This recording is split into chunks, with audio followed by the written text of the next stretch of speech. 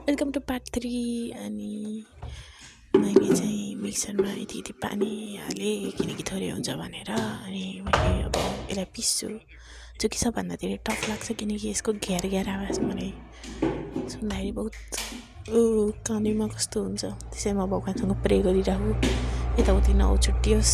1 2 3 get set ready commando. अब तिमीहरूलाई त के देखाउने होइन।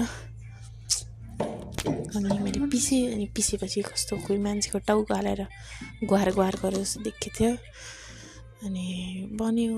अनि हामी चाहिँ अब यत्रो ठुलो बियरको ग्लासमा खान्छौँ किनकि हामी सानो छौँ। बियरको ग्लासमा हामी जुस खाने अनि यो चिया छान्नेले अब म छान्छु।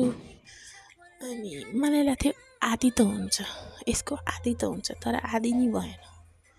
यस्तो कति थोरै भएको थियो योभन्दा त यतिकै खाएको मिठो हुन्थ्यो भनिरहेको थिएँ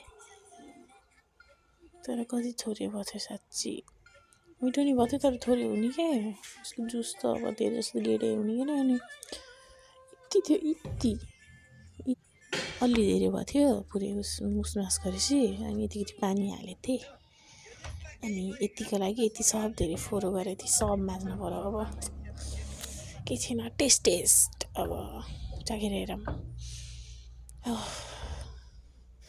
best of luck to me.